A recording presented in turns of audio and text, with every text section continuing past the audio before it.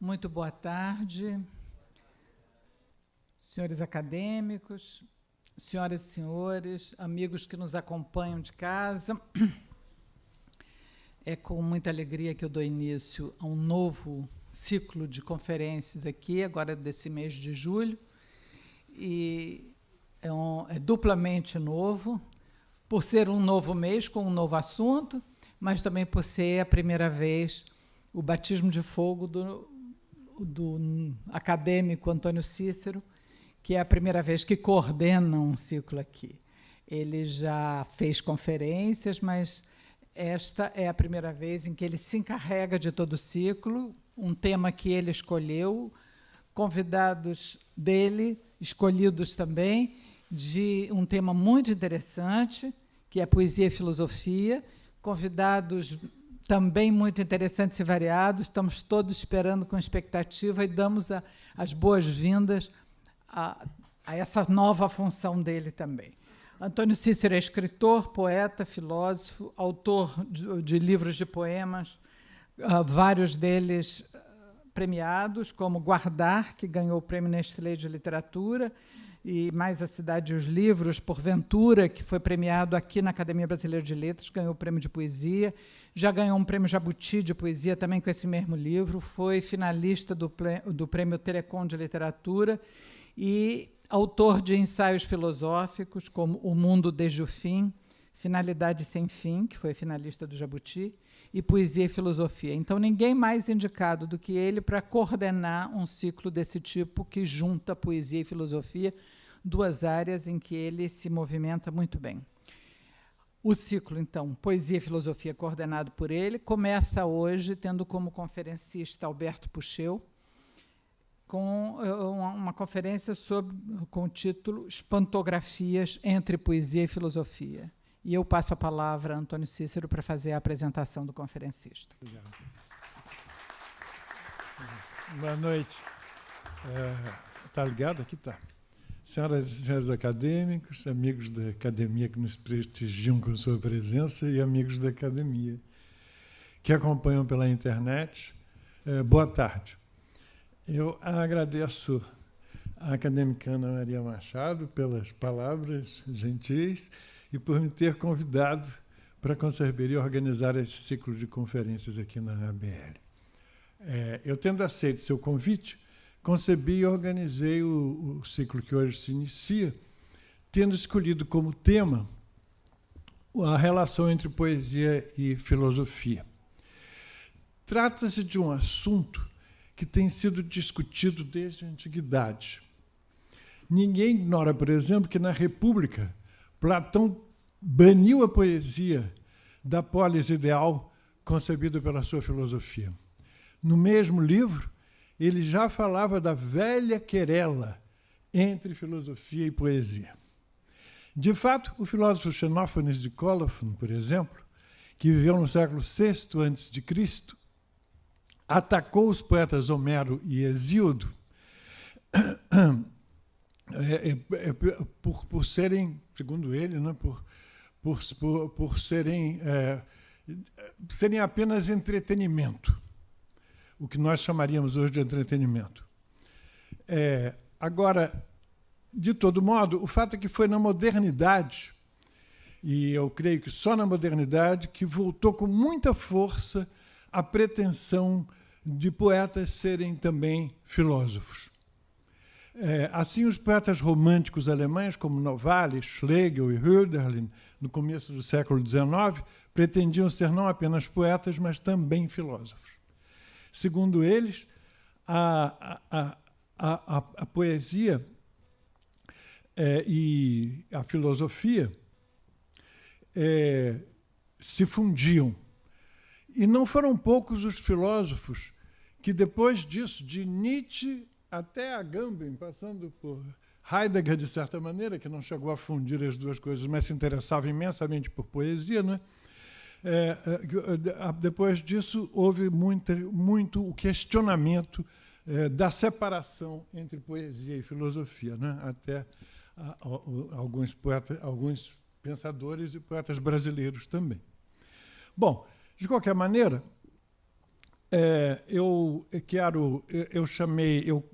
Como se trata de um assunto que me interessa muito, pois eu considero que as atividades mais importantes que exerço são, por um lado, escrever poemas e, por outro lado, escrever ensaios filosóficos, eu resolvi fazer eu próprio uma das palestras desse ciclo, que será na semana que vem, como disse a Ana Maria. Mas, além disso, eu convidei para as 2 outras palestras 2 pensadores e escritores que admiro muito, que se interessam por esse assunto e que, no entanto, têm ideias muito diferentes das minhas sobre ele. São, por um lado, o Evandro Nascimento e Alberto Pucheu, que aqui está.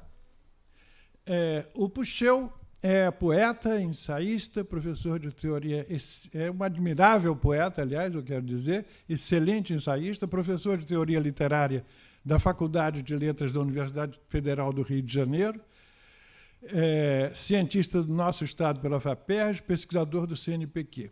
Seu livro de ensaios Pelo Colorido para Além do Cinzento, A Literatura e seus Entornos Interventivos, recebeu o Prêmio Mário de Andrade de Ensaio Literário da Fundação Biblioteca Nacional. Além de ter mantido o blog O Cuidado da Poesia, poemas do e para o nosso tempo, durante meses no site da revista Cult, e de ter também publicado um dossiê sobre poesia contemporânea para a mesma revista, Alberto Pucheu também tem publicado poemas e ensaios em diversos livros, periódicos acadêmicos brasileiros e em portais nacionais e internacionais de literatura, bem como em vários jornais do país e em sites específicos. Em 2011, sob a curadoria de Alberto Saraiva, realizou a instalação Palavras no Futuro de Ipanema. Enquanto poeta, ele publicou 10 livros, entre os quais A Fronteira Desguarnecida, de 2007, Mais Cotidiano que o Cotidiano, de 2013, Designação Provisória, de 2015, e Para que Poetas em Tempo do Terrorismo, de 2017. Organizou também 9 livros,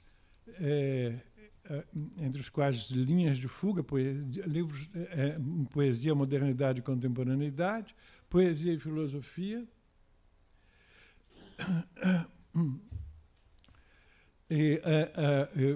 por poetas filósofos em atuação no Brasil, em 2018, e Anita Costa Maluf, em 2018.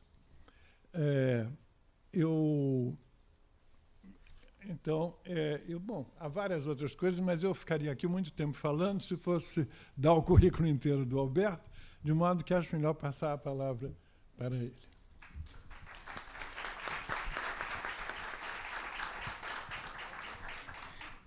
Quero começar agradecendo o Antônio Cícero, um querido amigo e poeta ensaísta, porque eu tenho grande admiração, né, trazendo, né, esse ciclo agora sobre poesia e filosofia, que é também um tema que nos concerne muito e há muito tempo sobre o qual nós conversamos muito, né. Agradeço igualmente a Ana Maria Machado aqui pela presença, a todos os senhores e senhoras acadêmicos e acadêmicas, aos familiares, amigos aqui presentes e público em geral, bem como o público que assiste em casa pela internet também. É a segunda vez que eu venho falar aqui. A primeira foi a convite de outro grande amigo e também poeta e também crítico, que, assim como Cícero, por quem eu tenho grande admiração, que é Antônio Carlos Sequim, quando vim falar sobre o Manuel de Barros, há talvez 2 ou 3 anos, né? Hoje o tema é poesia e filosofia, e eu intitulei minha fala de hoje de espantografias entre poesia e filosofia.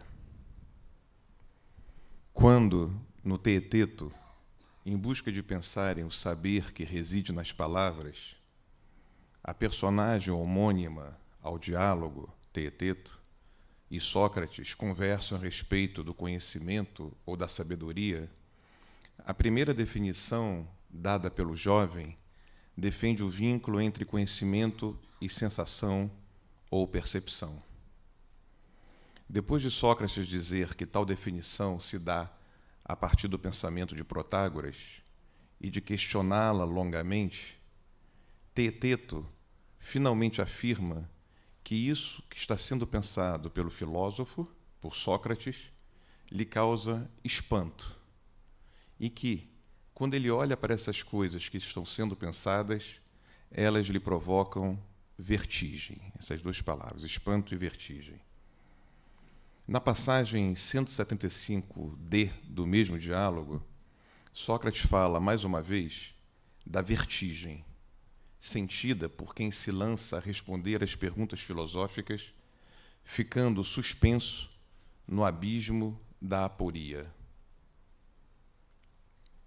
Diz o Sócrates, sente vertigens na altura a que se viu guindado e, por falta de hábito de sondar com a vista o abismo, fica com medo, atrapalha-se todo e mal consegue balbuciar.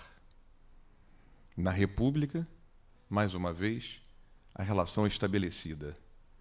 Na passagem 407c, é dito que se teme as vertigens, a palavra em grego é a mesma palavra, e as dores de cabeça, as exaustões mentais, as tensões ou dilatações cerebrais, que são, de novo, imputadas à filosofia. Na passagem 216c do Lises, a mesma articulação entre vertigem e agora aporia, ou entre vertigem, aporia e logos, está colocada quando Sócrates afirma que sinto vertigem pela aporia do que está sendo dito. A carta 7ª de Platão estabelece a conjunção entre espanto e, de novo, vertigem. Diz a carta 7ª, a corrupção dos artigos das leis e dos costumes se alastrava tão espantosamente que eu, que de início estava pleno de ímpeto para realizar o bem comum, olhando para eles e vendo-os, sendo completamente levados de qualquer modo, acabei em vertigem. Espanto, aporia e vertigem. Eis uma associação que oferece elementos que indicam que se espantar com alguma coisa ou encontrar-se em um impasse é sofrer uma sensação de desequilíbrio ou de rotação em que tudo parece subitamente em movimento e fora do lugar, levando-nos a, sem apoio, desorientados, tontos, nos sentirmos instavelmente sem chão, dessituadamente em queda, insolitamente despossuídos de qualquer segurança, fora dos eixos e do autocontrole. O esgotamento mental exigido parece ser tanto que o que é mostrado produz distensões cerebrais, levando-nos, aprendizes, à vertigem. É então que no Teeteto Sócrates afirma a famosa frase que vincula de modo indissociável espanto, ou admiração, ou assombro, taumazo, à filosofia. Diz o Sócrates, estou vendo, amigo, que Teodoro não ajuizou erradamente tua natureza, pois o espanto é o verdadeiro patos, o verdadeiro humor, a verdadeira paixão do filósofo. Não tem outra origem a filosofia senão o espanto. A filosofia não tem outra origem senão o espanto, pois este é o a que a filosofia vem como seu depois, como a que, movida por ele, lhe segue em decorrência dele, jamais como que lhe antecede. Ninguém filosofa senão na vertigem provocada pelo espanto. Em Platão, teria de ser pensado que o espanto se coloca como o patos privilegiado do acontecimento de seus diálogos, claramente na existência dos mitos e naquilo que pode ser chamado de seu método irônico, que, com suas perguntas consecutivas a exaurirem o interlocutor de Sócrates em suas possibilidades de respostas e levando-o a não acreditar que sabe, quando na realidade não sabe, teria por objetivo, na assunção desse não saber, ou desse saber que sabe apenas que não sabe, a provocação mesma do espanto. Não à toa, no Teeteto, Sócrates afirma com humor, mas também com toda seriedade, mais uma vez, o que dizem acerca dele, a fama que ele tem com as pessoas em geral. Corre na boca das pessoas a fofoca de que a atopia de Sócrates, o seu sem lugar, leva os homens à aporia. Mais à frente, ele acrescenta que os que convivem com ele também se sentem em aporia, em trabalho com muito mais dores do que as parturientes.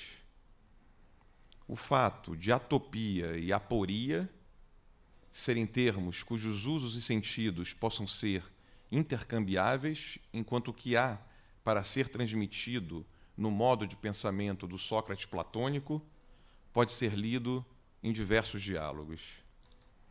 No primeiro Alcibíades, por exemplo, que começa com o espanto ou admiração ou o assombro aparecendo 2 vezes logo na fala inicial de Sócrates, e outra logo em seguida, quando Alcibíades é levado a dialogar sobre o que é justo e o que é injusto, depois de arriscar algumas respostas que se revelam insatisfatórias, em certo momento, ele, Alcibíades, diz a Sócrates: pelos deuses, Sócrates, já não sei o que falo. Encontro-me numa situação esquisita, atópica. Quando me interrogas, ora sou de uma opinião, ora de outra. O termo platônico socrático, traduzido por Carlos Alberto Nunes como situação esquisita, é átopos, de situado, desassentado, deslocado, sem lugar, desencaminhado, estranho, inclassificável, esquisito. Sem conseguir responder a Sócrates, que lhe mostra que o grande erro e a causa de todos os males não é, de modo algum, não saber, mas presumir saber quando nada sabe, Alcibíades se encontra atopicamente em aporia, ou estranhamente no impasse. Esse vínculo intrínseco entre poesia e filosofia pelo espanto, gerando o que há entre elas de indiscernível, com a decisiva importância política desse desguarnecimento das fronteiras, pode ser evidenciado, além de, como sempre, pela enunciação dos diálogos platônicos, por um enunciado de um dos diálogos que pertence ao ciclo do momento da acusação de Sócrates, de sua defesa, de sua prisão, e do dia em que, na prisão, ele é levado a tomar o veneno, o fármaco, que o levará à morte, o fédon. Como vem circulando entre discípulos e amigos, a novidade de que, na prisão, prestes a morrer, o filósofo tem transposto as fábulas de Esopo para o verso cantado, para a música, Cebes lhe indaga o motivo de ele estar fazendo isso. A resposta de Sócrates é uma das magníficas passagens de Platão que podem nos fazer entrever como se colocava para ele a relação entre poesia e filosofia. Assim começa a resposta de Sócrates. Diz-lhe a verdade, Cebes, não foi com a intenção de fazer concorrência a Esopo, e muito menos às suas composições, que fiz aqueles versos. Sei que isso teria sido muito difícil. Eu os fiz em virtude de certos sonhos, cuja significação pretendia descobrir, e também por escrúpulo religioso, prevendo, sobretudo, a eventualidade de que as repetidas prescrições que me foram feitas se relacionassem com o exercício dessa espécie de poesia. E ainda Sócrates, eis como se passaram as coisas. várias vezes no curso da minha vida, fui visitado por um mesmo sonho. Não era através da mesma visão que ele sempre se manifestava, mas o que me dizia era invariável, dizia o sonho para Sócrates. Sócrates, dizia-me ele o sonho, deves esforçar-te por compor música. Pela pergunta de Sebes, supomos que, contrariando uma das acusações que recaem sobre Sócrates, a de não acreditar nos deuses da cidade, o que Sócrates chama de escrúpulo religioso se refere a Apolo, mas sabemos igualmente que na tradição grega o sonho tem um envio divino. Quem não se lembra das tramas de Zeus, que enviando o sonho enganoso a Agamêmnon, engendraram tanta dor, mortes, destruições? Em tradução sempre belíssima de Haroldo de Campos, a segunda rapsódia, ou o canto 2 da Ilíada, começa assim: deuses e os homens de elmos equinoformes ornados dormiam todos toda a longa noite. Zeus, só ele não cedia à hipnose do sono, mas ponderava como, nos navios acaios, muitíssimos matar, honrando assim Aquiles. Decide o coração e lhe parece bem enviar ruinoso o sonho do Atreide Agamêmnon. Oneiros chamou, e as asas frases tatalaram. Alcança ôniro fúnebre os navios aqueus. Junto ao leito do Atreide, diz-lhe tal e qual. Põe os aqueus, cabelos longos, já em armas, todos, a tomar Troia, polis de amplas ruas, que os imortais do Olimpo aonde habitam não mais discrepam nenhum deles. Hera os dobrou a todos, suplicante. A angústia sobrepaira. Ai dos troianos! Falou. Oneiros ouviu, partiu. Se Agamêmnon é enganado pelo sonho enviado por Zeus, Sócrates é aquele que, ao longo da vida, e especialmente no momento de sua morte, não quer de modo algum ser trapaceado pelos sonhos, mas escutá-los em suas determinações, de modo a, seguindo-os, não ficar em dívida com eles nem com os deuses. Sócrates se coloca enquanto aquele que entende que, para ser seguido também na vigília, um sonho deve ser interpretado e que suas interpretações podem variar, tratando-se, portanto, de se colocar à altura do sonho, de interpretar aquele que o interpreta. Na diversidade dos sonhos, o que pode significar a repetição do invariável que interpreta Sócrates, determinando-lhe o que fazer, ser a injunção para que ele componha a música e, trabalhando nela, performatizando-a, a pratique.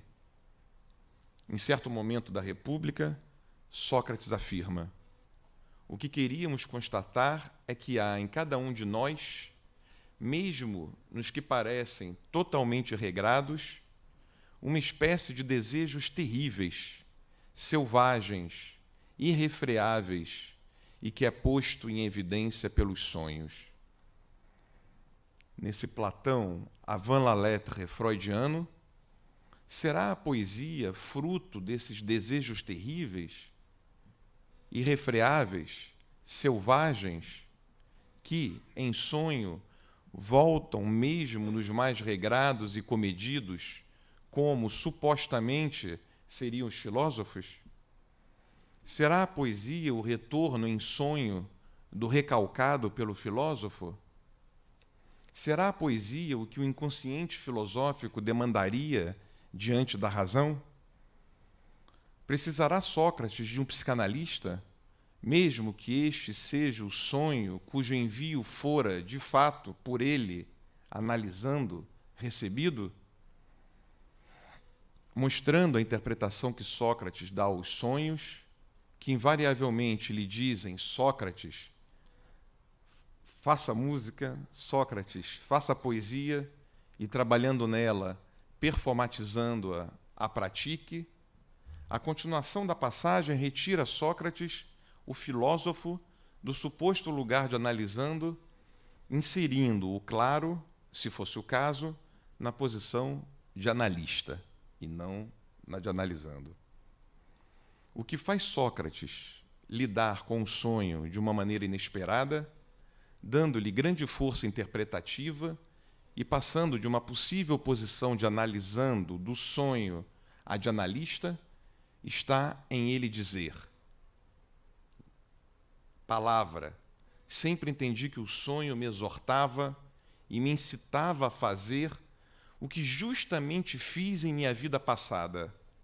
Assim como se animam corredores, também, pensava eu, o sonho está a me incitar para que eu persevere na minha ação, que é compor música. Haverá com efeito, a frase de Sócrates magnífica e famosíssima, haverá com efeito mais alta música do que a filosofia? E não é justamente isso que eu faço? Tal passagem mostra que, no sonho de Sócrates, a poesia não tem nada a ver com o retorno do recalcado do filósofo, com o inconsciente que quer se dizer a consciência filosófica, ou seja, com aquilo que não poderia comparecer quando a filosofia comparecesse. Sócrates, esse que nada sabe, termina sua vida compondo música, fazendo poesia, porque, como a filosofia socrática, a poesia, como ele a pensa, nada sabe. Em seu caso, compor música ou fazer poemas não é, de modo algum, o inconfessável de toda uma vida tardiamente confessado, mas o confessado que, em todo caso e apesar disso, à beira da morte, se mantém enigmático. Se é no momento de seu julgamento que Sócrates explicita seu não saber, ou seu saber de seu não saber como seu segredo, o segredo da poesia ou da filosofia enquanto poesia é revelado por ele no momento imediatamente anterior à sua condenação à morte por envenenamento, como as suas últimas palavras ditas imediatamente depois do dito do não saber e imediatamente antes e diante do não viver. Ao invés de a poesia ser recalcada pelo filósofo, ela é exatamente aquilo que o filósofo, enquanto filósofo, afirma que, tanto antes quanto agora, sempre fizera. Em outras palavras, o que o filósofo faz é música, poesia, um tipo de poesia, um novo tipo de poesia condizente com seu tempo e que, por ser a mais condizente com seu tempo e por outros motivos que não temos tempo aqui para abordar, é chamada de a mais alta música. Isso, ao menos, se por filósofo entendemos um filósofo como Platão, ou como Sócrates de Platão, o Sócrates enquanto personagem filosófica de Platão. O filósofo é o poeta de seu tempo, nessa nova espécie de poesia que, em tal momento, precisa se fazer sem metro nem verso. Esse novo tipo de poesia que, então, dialógica, é a filosofia. Nessa interpretação socrática, os sonhos de sua vida não diziam para Sócrates fazer finalmente o que ele nunca fizera, mas eram antes um estímulo para que ele continuasse a fazer exatamente o que antes fizera. Como se, a partir da injunção dos sonhos, a partir da voz dos sonhos que lhe dizia: Sócrates, faça poesia, Sócrates, faça música, Sócrates respondesse à voz como lhe caberia, mas não é isso, música, poesia, o que eu sempre fiz? Sim, é isso, música, poesia, ainda que não em versos, é isso, um novo tipo de poesia por não ser em versos, por não ser em metro, o que a filosofia faz e que Sócrates diz que sempre fizera. Acontece que, se esta interpretação socrática do sonho de Sócrates é de fato impressionante, os sonhos que não se deixam apreendidos podem ter diversas outras interpretações. Exatamente por nada saber, Sócrates sabe da inacessibilidade das coisas e que as interpretações são inesgotáveis. No dia de sua morte, diante dela, ele retoma esses sonhos sintomáticos para aventar outra hipótese. E se os sonhos estivessem lhe dizendo para compor versos, metros?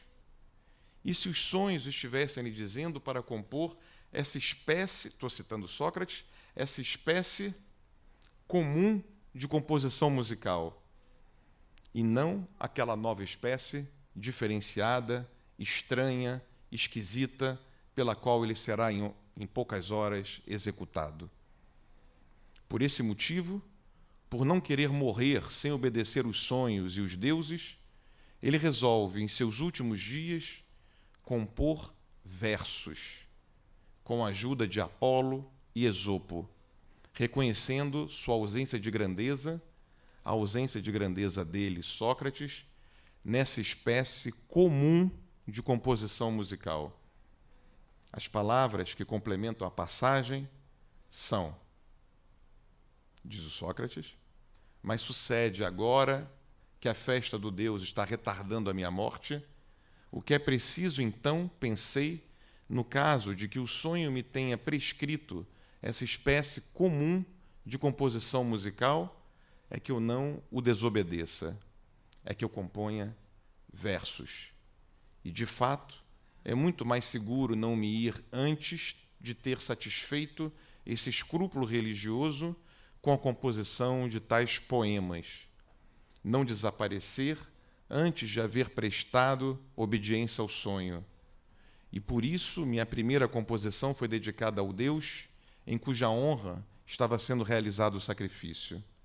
Depois de haver prestado a minha homenagem ao Deus, julguei que um poeta, para ser verdadeiramente um poeta, não basta que escreva discursos em versos.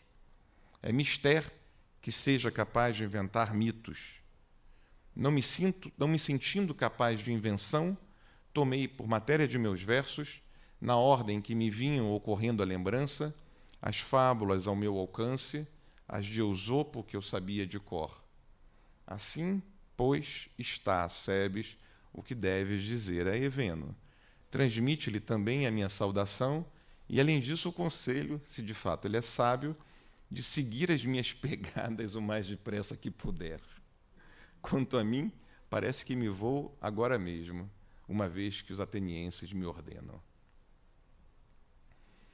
Seguindo Platão, que, como visto no Teeteto, havia feito Sócrates dizer ser o espanto, a origem da filosofia, associando-o de algum modo à aporia, ao impasse, e no Fédon indicara um desguarnecimento das fronteiras entre poesia e filosofia, Aristóteles, na Metafísica, faz uma colocação decisiva que desde então não poderia mais ser abandonada. Se a passagem não é exatamente diferente do que, como visto, Platão escreve mais dispersamente, ela é uma impressionante condensação revisada das palavras de seu mestre. Eis a passagem da Metafísica. Diz Aristóteles na Metafísica, através do espanto, pois, tanto agora como desde a primeira vez, os homens começaram a filosofar. Mas aquele que se espanta e se encontra em aporia, reconhece sua ignorância.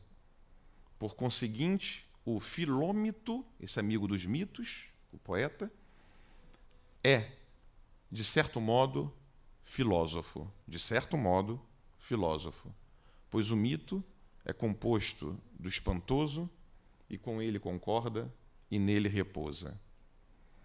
Há pelo menos 3 assertivas em tal passagem.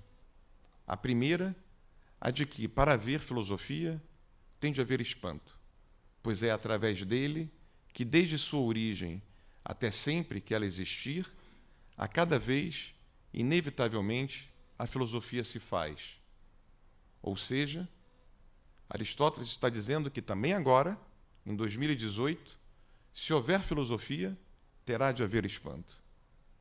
Na segunda, para a sorte de todos nós, uma breve explicação de quando o espanto se dá. O espanto se instaura quando, imersos na aporia, no impasse, imersos na ausência de alternativas a serem seguidas, reconhecemos não o nosso saber, mas a nossa ignorância, mergulhando no não saber que a caracteriza. Por fim, é exatamente o compartilhar dessa experiência do impasse e da ignorância, o compartilhar, portanto, da aporia, que faz com que o filósofo e o filômito, esse amigo dos mitos, de alguma maneira sejam o mesmo. Já que, tanto no mito quanto no filosófico, há a intensidade constitutiva do espantoso ou do admirável, confundida agora com a aporia. Em Platão, já se encontrava o espanto como a origem da filosofia, o vínculo entre espanto e aporia, tudo isso compondo o fato de o filósofo ser também poeta. Como nele estava igualmente essa ignorância, esse agnoin, esse não entender, esse não saber, esse não discernir, esse fracassar na compreensão, esse falhar em conhecer. Afinal, se a palavra que Aristóteles usa para dizer esse não saber, ou essa ignorância, é oida, ou alguma variação desse verbo, não sendo, portanto, a mesma do Sócrates platônico da apologia, a preservação do sentido está garantida. Enquanto negação de todo e qualquer sentido determinado que possa aparecer, a aporia mostra que o sentido é um aparecimento ocorrido pela passagem que por ele se dá a pensar, que o sentido é um salto mortal no abismo do impossível, derivado do impasse no qual o sentido sempre se faz, e que, enquanto ignorância, enquanto um não saber, enquanto um não saber dizer, enquanto um não saber dizer, senão pela pergunta sobre, na impossibilidade, o que dizer, o constitui inapelavelmente como o poder dizer da exclamação que subjaz à interrogação. Para poetas e para filósofos gregos, para aqueles que lidam com o desguarnecimento das fronteiras entre poesia e filosofia, isso é, de fato, o mais espantoso, sendo o poeta e o filósofo, por isso mesmo, pelo fato de não abrirem mão de tal experiência, de certo modo, o mesmo. Se, de certo modo, eles são o mesmo, é porque a filosofia deriva da poesia como um de seus modos, levando adiante aquilo que mais lhe concerne. Deste modo, como dito anteriormente, a aporia e o espanto são 2 dos termos privilegiados que transitam da poesia para a filosofia gregas, mostrando, já essa passagem, vínculos de experiências e terminológicos entre elas que fazem com que, de certo modo, sejam a mesma ou tenham suas fronteiras desguarnecidas ou se indiscernibilizem. No verso 237 da Teogonia, em que Hesíodo nos dá a ouvir o mar mutante e informe com sua planície impetuosa das ondas, é dito que o mar, amante da terra, gerou também o grande espanto.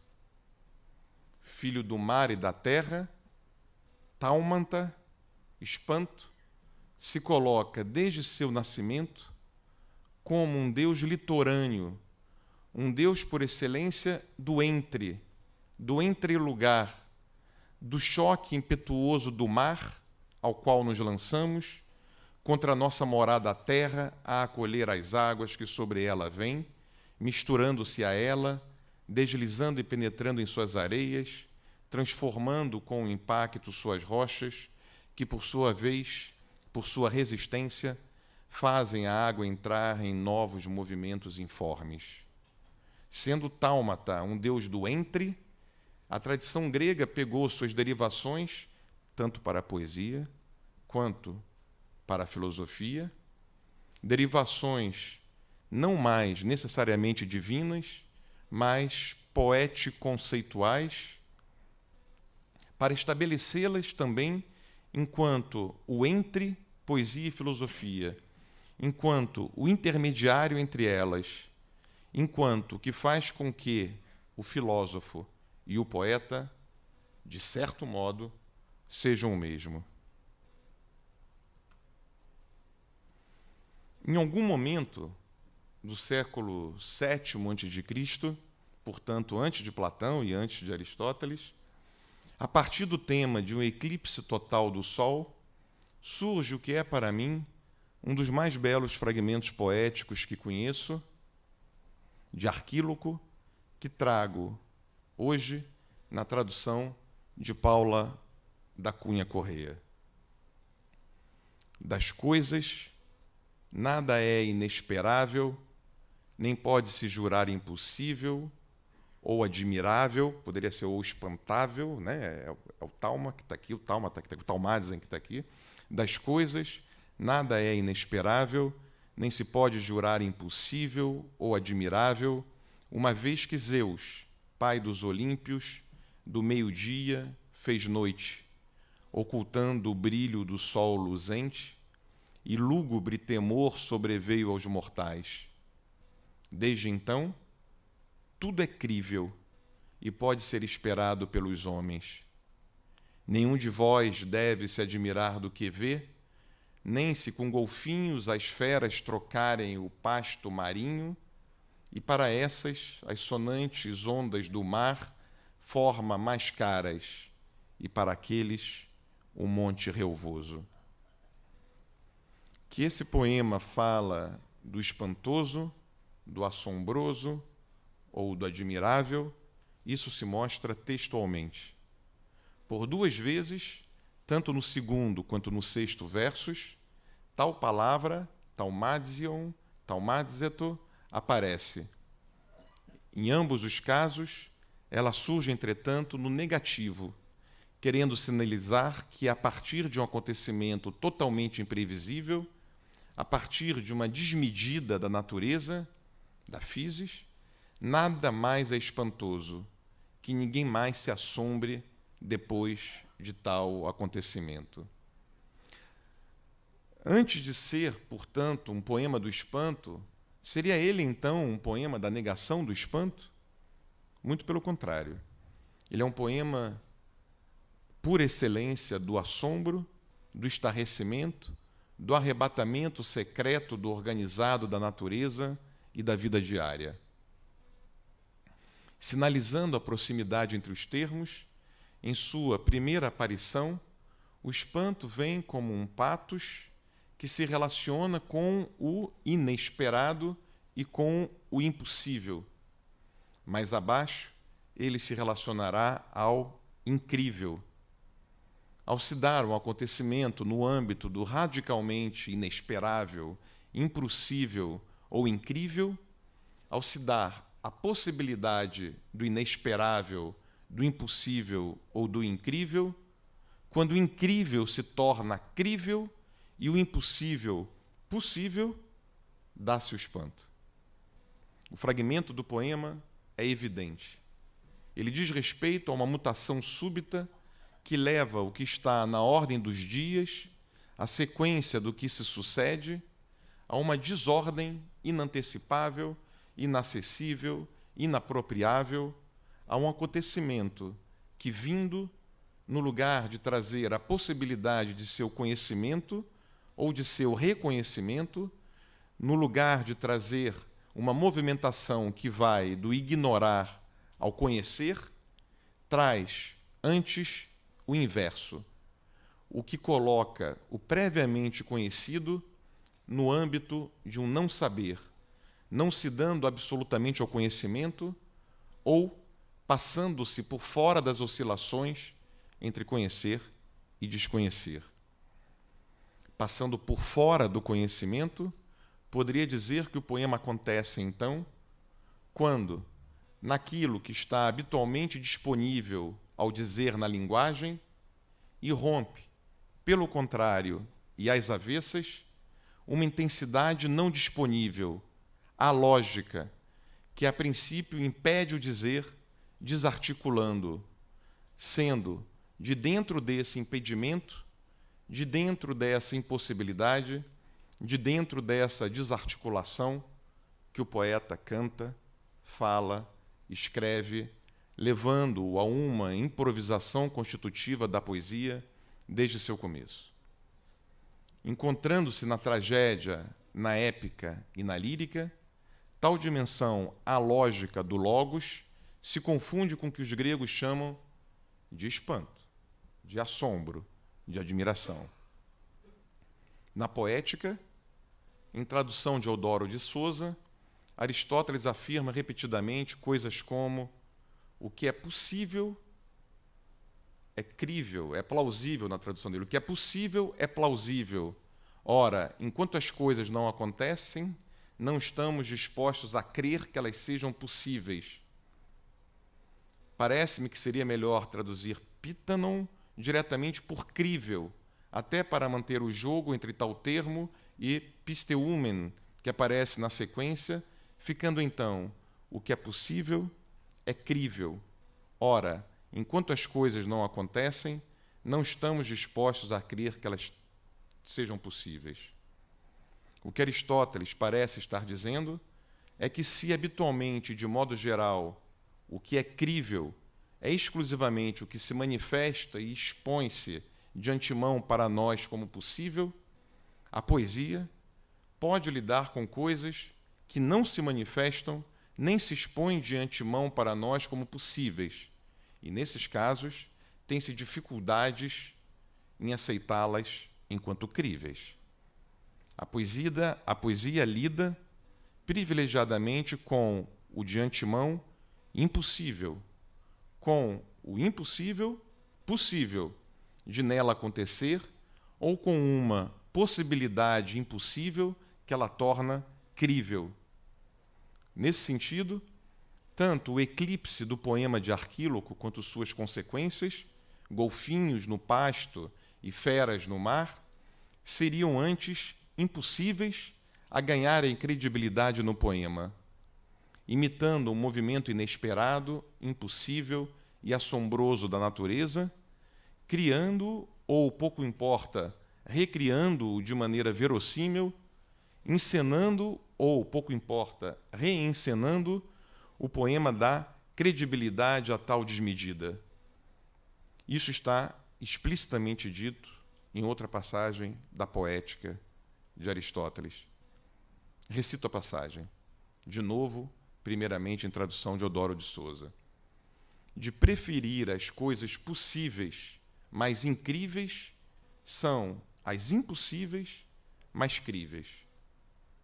Ou, para facilitar, poderia inverter a frase em português. As coisas impossíveis, mas críveis, são preferíveis às possíveis, mas incríveis. Em tal momento, tanto que foi traduzido como incrível tem o mesmo radical do termo utilizado anteriormente, quanto impossível também é a mesma palavra usada anteriormente de modo afirmativo. Mas, dessa vez, o que foi traduzido por crível é eikota, ou seja, o que, por se parecer com o que acontece, por se parecer com a natureza dos acontecimentos, mesmo que não aconteça imediatamente ou por conta própria na natureza, mas precisando da poesia para aparecer, é provável, plausível, verossímil, razoável de acontecer. Aristóteles estaria dizendo algo como que na poesia as coisas impossíveis, mas que se parecem com a natureza dos acontecimentos, são preferíveis às possíveis, mas incríveis. A formulação é tão importante que Aristóteles a repete ainda uma terceira vez, e de novo com o mesmo jogo de palavras que intitula nosso evento. Na tradução de Eudoro de Souza, com efeito, na poesia é de preferir o impossível que persuade. Eu li errado. Na verdade, assim, o evento que houve. Né? Na tradução de Eudoro de Souza, com efeito, na poesia é de preferir o impossível que persuade ao possível que não persuade. De modo diverso do traduzido, o jogo aqui é de novo o do impossível crível, preferível ao incrível e possível. Com tais passagens de Aristóteles, estamos certamente no âmbito do poema do Arquíloco, que, anterior à poética, faz com que o supostamente impossível se torne crível e verossímil. Volto a mencionar o poema de Arquíloco, perguntando então como não levar em conta os termos, o espantoso, o inesperável, o incrível do poema de Arquíloco, praticamente os mesmos, como visto, mencionados por Aristóteles na Poética. O que tento defender aqui é que tais termos atravessam uma parte significativa da poesia grega, não importando o gênero ou o modo, sendo desse empuxo, dessa impulsão, desse influxo, e nele que nasce a filosofia. É certo que da e na aporia, o espanto se diz em múltiplos poemas de múltiplas maneiras. Mas, se nem todos os poemas o atualizam, ou ao menos, se nem todos os poemas atualizam tal palavra, isso se dá pelo fato de que, diz Aristóteles, não é necessário que o que é em potência chegue a ser em ato. Eis a importância maior do poema de Arquíloco, a de trazer a explicitação da potência no ato, mostrando o que era então decisivo, sem perder no ato a potência que desde o ato se abre.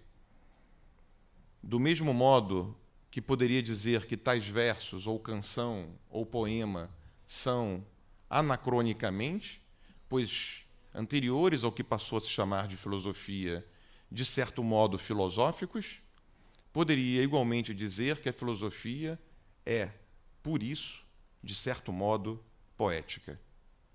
Não aceitar que a filosofia provém das canções, da poesia recitada e da poesia dramatizada, sendo elas, de certo modo, a mesma, é, priorizando um preconceito cultural hegemônico moderno, o da cisão entre poesia e filosofia, não entender um movimento de maior importância e relevância em seu momento de nascimento. Nesse, de certo modo, que, via Aristóteles, tenho repetido, coloca-se o que, a partir de um canto e de uma recitação do espanto, e a partir das passagens de Aristóteles e Platão, gostaria de chamar de uma taumadizologia ou de uma taumadizografia, uma linguagem e uma escrita do espanto, em uma palavra, como eu intitulei a fala de hoje, uma espantografia, espantografias. Se pensarmos que Gregory Nagy assinala o ano de 446 a.C. como o do fim impreciso do cânone da história da poesia grega antiga, ou seja, se ele estabelece entre o tempo de quem é reconhecido como Homero e o de Píndaro, o que ele denomina de panhelenismo, e se pensarmos que o mesmo cânone alexandrino exclui os poetas da segunda metade do século V a.C. e depois, como Timóteo de Mileto, Filoxenos de Citera e Quinésias, que talvez estejam entre os músicos de ditirambos mencionados por Aristóteles no catálogo do início da poética. E se pensarmos que Platão nasce estimativa e também imprecisamente entre 428 e 425 a.C., parece-me muito significativa essa linha que, ao invés de um fim, determina um modo de continuação diferenciado, caracterizado exatamente por essa espantografia, por essa linguagem e por essa ou por essas escritas do espanto. A filosofia nasce e se estabelece como um tipo de poesia composta por aqueles que, na imanência da poesia, numa intimidade com ela, numa proximidade radical dela, em uma interconectividade e reciprocidade recíproca e reciprocidade intensiva, a realizam, pensando o que anteriormente ela pensara e levando-a a novas possibilidades de escritas e de pensamento. Como ninguém antes, e apesar de muita coisa, Nietzsche soube antever algo como isso quando, logo em seu primeiro livro, escreveu, diz o Nietzsche, no Nascimento da Tragédia: se a tragédia havia absorvido em si todos os gêneros de arte anteriores, cabe dizer o mesmo, por sua vez, do diálogo platônico, o qual, nascido por mistura de todos os estilos e formas precedentes, paira no meio, entre narrativa, lírica e drama, entre prosa e poesia, e com isso infringe a severa lei da unidade da forma linguística. O diálogo platônico, segue o Nietzsche, foi, por assim dizer, o bote em que a velha poesia naufragante se salvou com todos os seus filhos. Voltando ao fragmento de Arquíloco, a negação do espanto só vem por conta de um espanto ainda maior, que, no caso, gera temor aos seres humanos por conta do acontecimento absolutamente inesperado, impossível e incrível do eclipse solar. Se o eclipse, enquanto a desmedida irrepresentável, demasiadamente espantosa acontece, causando-nos temor, tudo pode, doravante, acontecer. Golfinhos podem, então, pastar nas montanhas ou nos bosques. Ovelhas e vacas podem, então, nadar, então, no mar. Como cantar, como dizer, como escrever esse impossível tornando verossímil, plausível, dando credibilidade a ele. Entre o mar e a terra, assim como em Hesíodo anteriormente, como nós vimos, com tudo embaralhado, nesse litoral, nesse entrelugar, o espanto.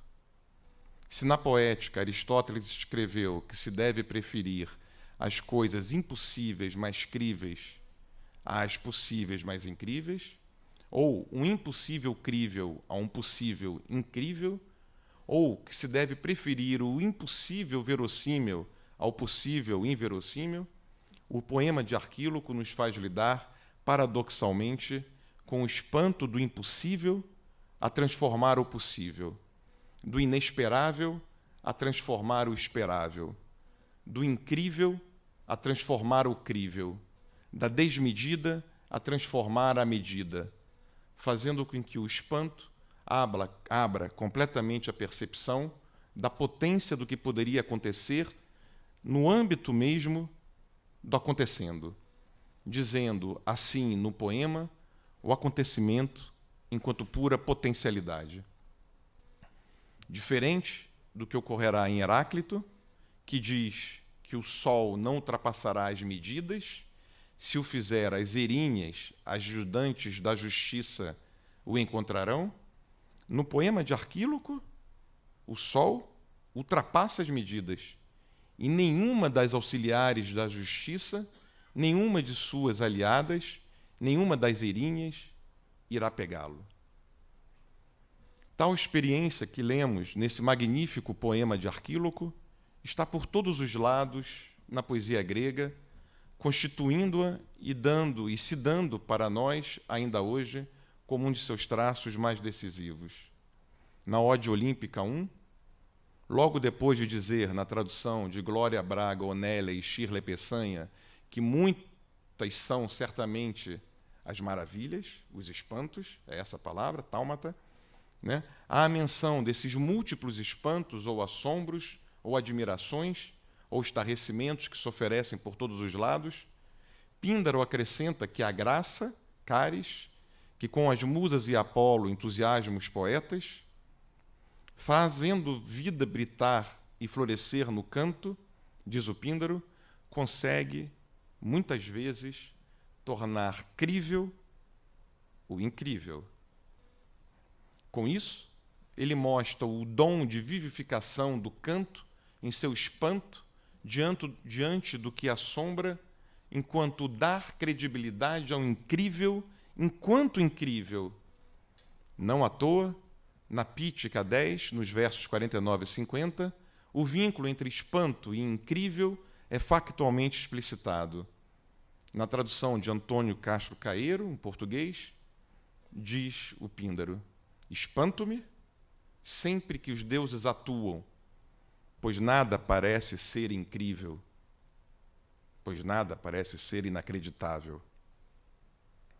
Como em Arquíloco, também aqui, quando Zeus, abalador dos alicerces, que dispõe as coisas como quer, segundo Simônides, em tradução de Trajano Vieira, ou quando os deuses atuam, quando o real age descontroladamente, quando o tempo subitamente golpeia ou é golpeado a contrapelo, nada parece inacreditável, exatamente porque a intensidade do incrível, irreversível e irrepetível é tão tamanha que faz com que, contrariando todas as expectativas, passando ao largo de todas as possibilidades de antecipação, o mais inesperado possa, a qualquer momento, irromper em sua pura estranheza, submetendo o homem ao revés inescapável e levando o poeta, que espera o inesperado, como quem é tomado pelo incrível, continuamente ao espanto.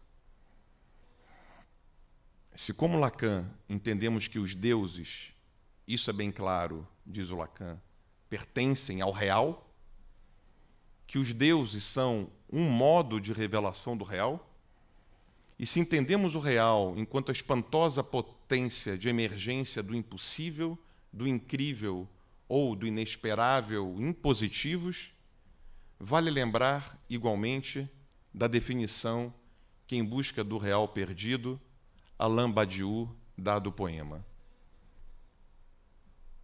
Todo grande poema é o lugar linguageiro de uma confrontação radical com o real. Um poema extorque à língua um ponto real impossível a dizer. Muito obrigado.